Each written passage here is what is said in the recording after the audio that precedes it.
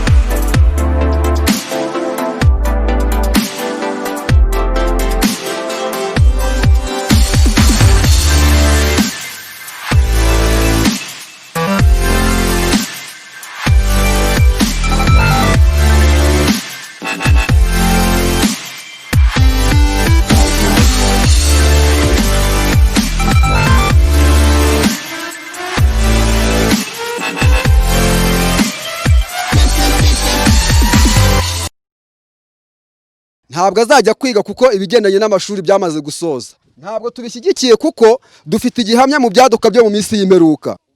Paje 40 ku gihamya cya 97 haravuga ngo bitewe n'uko iki gihe ari kigufi twakagombye gukorana umwete n'imbaraga zikubye kabiri, byashoboka ko abana bacu batazigera bajya kwiga muri kaminuza. Igihe tugezemo amabwiriza ariho ntago mpamanya n'ibyanditswe byera ko umwana wanjye yasubira ku ishuri. Agapfukamunwa n'ibyo gukaraba ntago mbyemera.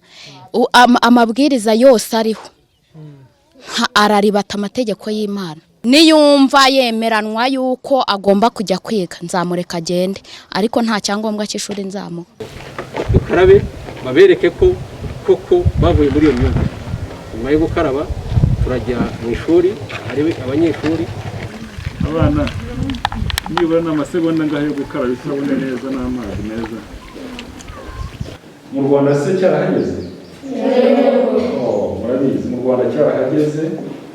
Tumaze no kugira abantu benshi nabo bapfa. Mu Ruhango se cyarahageze? Yego. Mu Ruhango cyarahageze, tumaze gupfusha abantu babiri bo mu murenge wa Muri. Ariko ni hano hafi aha ngaha kiye kihaboneka. Hari aho abantu bajya barwara hano hafi y'ishuri ryacu. Mubwire nk'aho ariho hafi cyane hari umuntu warwaye umwe twabonye mu bitaro bya Gito. Hari abantu babiri nta mugabo barwaye ariko barimo barivuza bazakira. Hari abakira, hari abapfa bitewe n'ubuzima bw'umuntu uko bwari bumeze. Ubwo rero niba harimo gupfa hakabamo no kuzahara, tugomba kwirinda bikomeye cyane. Sibyo? Cyane cyane mwebwe abana muvuga ku ishuri nk'ahangaha haba hari abantu benshi namwe benshi, buri wese aba yaturutse mu rugo iwabo, buri wese aba yahuye n'umuntu utazi ashobora kwandura cyangwa kwanduza. Mujye rero mwicara bitegeranye nimurangiza mubashyize ibisaba kugira ngo twirinde. Nubwo gikomeye rero turakirinda. Hari ibintu bikeya gusa ngiye kubibutsa byo kukirinda, ariko numvise mubivuye kuzasubiramo kugira ngo mutazakinisha kubireka igihe cyose cyorezo kitararangira. Icya mbere buriya kwambara aka kantu mureba agapfukamunwa kuva cyatangira agiye n'umuyobozi w'akarere n'abo dukorana aha ngaha ntabwo turakuramo agapfukamunwa umunsi n'umwe. Ahubwo gihe hari igihe nibagirwa no kuryama nkakaryama nijoro ugiye ugiye ku kazi naniwe ndahirwa ko bakunda umuhana ariko akaryama agapfukamunwa.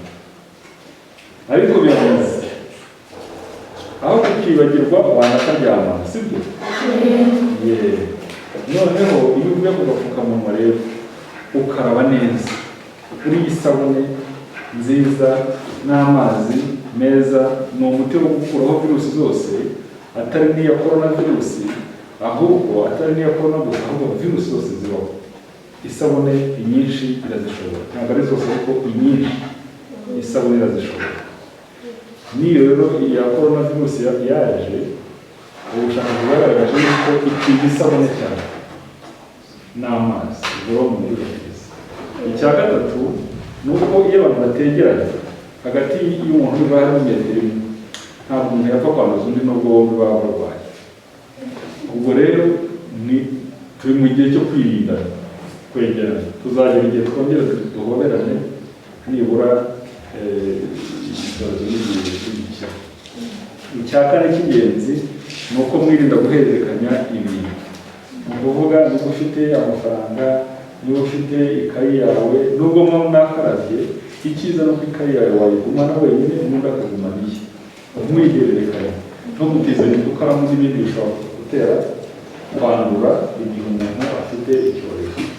Ndabibutsa akanyuma gusa yuko ubundi yandurira mu mwuka, abantu bahererekanyije umwuka. Rero ushobora guhumeka guhererekanya, umuntu ashobora kuba yihumekeye ku ntoki, umuntu ashobora kuba yagize gute, hanyuma akabihereza undi. Ubu rero u Rwanda nk'igihugu cyacu turimo turatera imbere cyane, turimo turagerageza gushaka icya mbere urukingo ruzaza, ariko ntabwo rwari rwaza, ntabwo tugomba kwirinda cyane. Icya kabiri turimo turegereza nk'igihugu nk'ubuyobozi, turimo turegereza ibikorwa byo kwipimisha hafi y'abaturage. Mu minsi ntabwo byahageze cyangwa se bitarenze ejo, hano imitwe ku bitaro byari bihasanzwe, ahari ivuriro hose n'iritoya haraba hageze ibikoresho bipima korona virusi, bitewe n'imyemerere yabo bafite y'aho basigaye. Hanyuma abo bana ababyeyi babo barabakangurira bati ntuzasubire ku ishuri kugira ngo mutazambara agapfukamunwa kuko ku ishuri baragategeka, kugira ngo mutazakaraba kuko ku ishuri barabitegeka, n'ibindi nababwiye bijyanye no kwirinda. Abo bana niko ababyeyi babashobora, ariko barangije abana barabyumvira bati reka dukurikije ibyo twiga, ntabwo tuzabyemera. Abana barangije bumva twebwe abayobozi baravuga bati turumva iby'abayobozi, turumva igihugu cyacu n'ikivuga. N'ibyo ngibyo abo bana kugira ngo mubasabe, bamwe murigana aha ngaha banze ayo mabwiriza y'ababyeyi bahita biyizira ku ishuri, ndetse tuzi ko bazadufasha n'ababyeyi barimo barakira. Hari n'ababyeyi bari aha ngaha nabo bari babanje kubyumva nabi, mu kanya baraza gutanga ubuhamya. Biraryoshye ubu ngubu, abantu batangiye kumva yuko icyorezo uko gikomeye. Abo bana ni mubaha amashyi.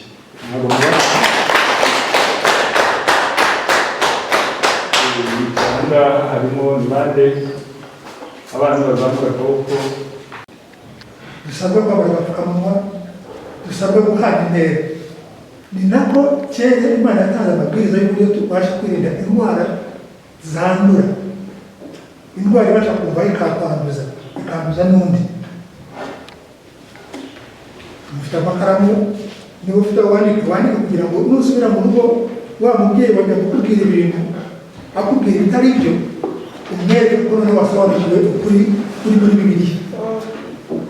Mu gitabo cyitwa icy'Abalewi, ufite ngo tubyandike n'aha mu gice cya 13 ku murongo wa 52 hatubwira uburyo Imana yari yarahaye abantu uburyo bagomba kwirinda icyorezo cy'indwara zandura cyane cyane z'uruhu. Umuntu ubonekaga indwara z'uruhu yakurwaga mu bandi. Mujya mwumva ko abarwaye korona hari abo bajyana kugira ngo barupfa bonyine. Ni nako babigendaga icyo gihe, umuntu wabonekaga izo ndwara bamushyira ku ruhande. ni igitabo cy'Abalewi. Abalewi igice cya 13 ubwo ni 13 umurongo wa 5.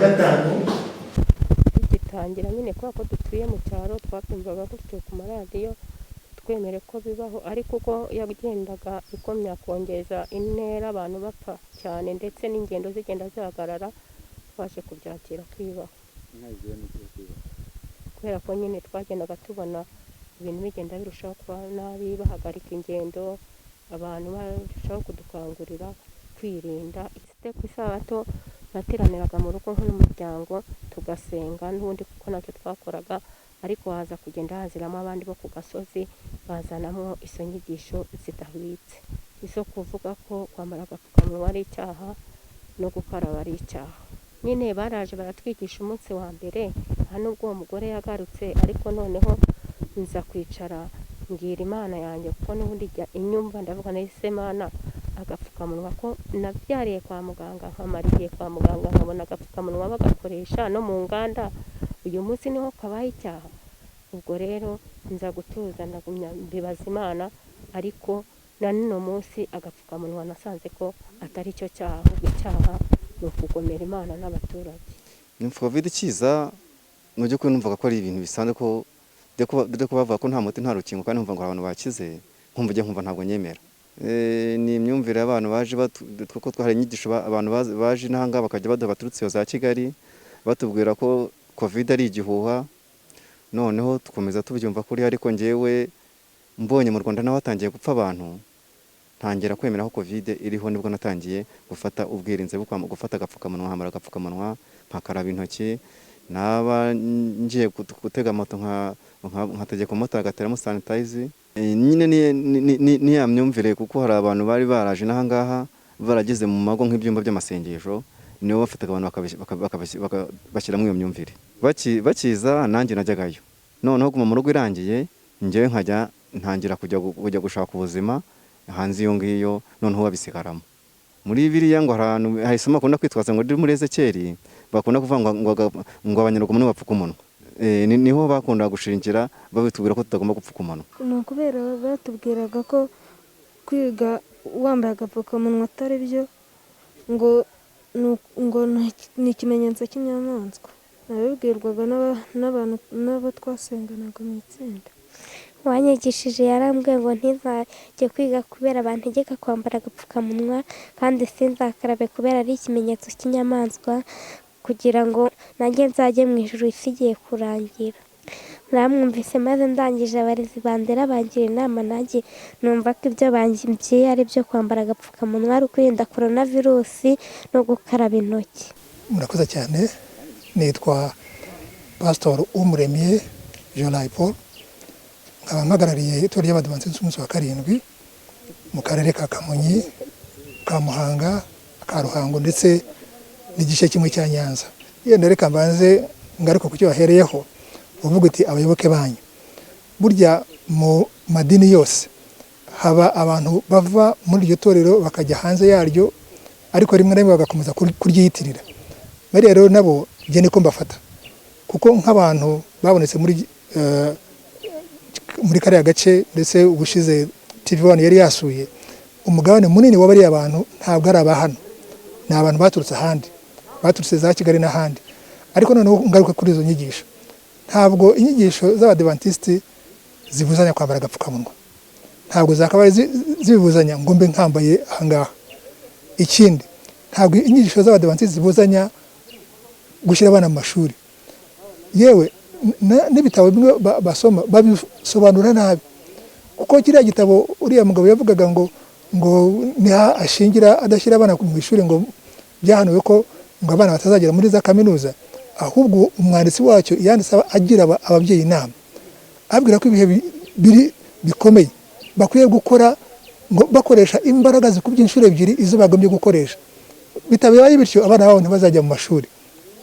Ibyo rero umwanditsi w'icyo gitabo nanone yanditse ikindi gitabo cyihariye kijyanye n'uburezi, agaragaza akamaro k'uburezi, yuko uburezi ari ubufasha cyangwa se bwunganira ababyeyi babaye ababyeyi gito batabasha guha abana babo uburere. Igihe rero abana bavuye mu ishuri kandi nawe umubyeyi utabitaho, ni ukuvuga ngo uwo mwana ugiye kumugira imfabusa mu gihugu. Ntabwo itorero ryacu ribuzanya agapfukamunwa. Amasomo bayasoma nabi, ahavugwa isomo cyangwa se isomo ubasha kubona rivuga ngo ntugapfuke umunwa, ntabwo bivuga ugupfuka umunwa nk'uko tupfutse umunwa kubwo kwirinda corona, ahubwo yari imihango yakorwaga bari mu gihe cyo mu kababaro ko gupfusha abantu. Umuhanuzi Ezekiyeli Imana yari imubwiye ko agiye gupfusha umugore we, ariko ibyo byose byakorwa byo gupfuka umunwa n'iki ko atagomba kubikora kugira ngo abone uko ageze ubutumwa ku bwoko bw'Isirayeli. Ni ugusobanura nabi Bibiliya rero, ntabwo ari inyigisho z'itorero ry'Abadiventisti umunsi wa karindwi. Gukaraba intoki nabyo ni ubuyobe. Bariya abantu ntabwo bazi gusobanura Bibiliya, kuko muri Bibiliya ubwayo itwereka ko hari ibindi byorezo byagiye bibaho kera, kandi bimwe mu buryo bwagomba kubaho gukoreshwa kwirinda ibyo byorezo byari gukaraba, byari kwiyuhagira, byari kumesa imyenda. Ntabwo rero kuvuga ngo gukaraba ngo ni ikimenyetso, ibyo ntabwo ari ukuri. Murakoze. Hari abaturage batari mu karere hose, bari mu murenge umwe wa Bweramana, cyane cyane akagari kamwe ka Buhanda, basengeraga mu itorero rya Adventiste, ariko baza kugira indi myumvire itewe n'ibyo basoma mu bitabo. Ubundi byo byanditse neza, ariko bo bakabyita ukundi, bakabyumva nabi. Noneho bigatuma bavuga yuko ibyorezo nka coronavirus ari ibyaduka, badakwiye kwirinda, ahubwo basenga. Abo bantu rero ntabwo ari benshi, ariko barahari ku buryo bashobora gutuma undi mubare w'abaturage kwiyongera turamutse tutabihagaritse hakiri kare. Ni imiryango ubu ngubu tumaze kubona igera kuri 13, ariko icyo navuga ni uko umurenge wa Bweramana ubwawo ni umurenge ubundi utuwe cyane cyane n'itorero rya Adventiste, ubundi rigendera ku byanditswe byiza, byanditswe byera, twese tubona ko ari byiza, ariko nk'umuntu utajijutse cyane asoma akaba yabibyaza ibindi bimujyana mu buyobe nk'ubwo ngubwo. Mu kwirinda coronavirus rero n'iki batakoraga, bo baravuga bati ntabwo ari byiza gupfuka umunwa, ntabwo ari byiza gukaraba intoki, ntabwo ari byiza, mbese amabwiriza yose agenda avugwa bagashaka yuko batayakurikiza, bakaba ababyeyi ndetse bagagerageza no kubishyira mu bana babo. Hanyuma icyatugoye kucyumva kuruta ikindi, cyangwa se cyatubabaje nk'ubuyobozi, ni uko bagerageje no gushuka abana ngo batajya ku ishuri, bababwira bati nimujya ku ishuri barabategeka kwambara agapfukamunwa no gukaraba, kandi ntabwo Imana ibyemera. Ibyo rero ni ubuyobe, ariko kandi tugeze heza aho tumariye kumenya iki kibazo. Tunashimira yuko twakimenye, tukakimenya mu maguru mashya. Ubu ngubu ari ababyeyi barimo baraza. Ubu ngubu mu gihe cy'iminsi 2 yonyine abana bagera ku 8 bagarutse ku ishuri, kandi ubwabo baritangira ubuhamya yuko bari mu buyobe, n'ababyeyi batangiye kuza.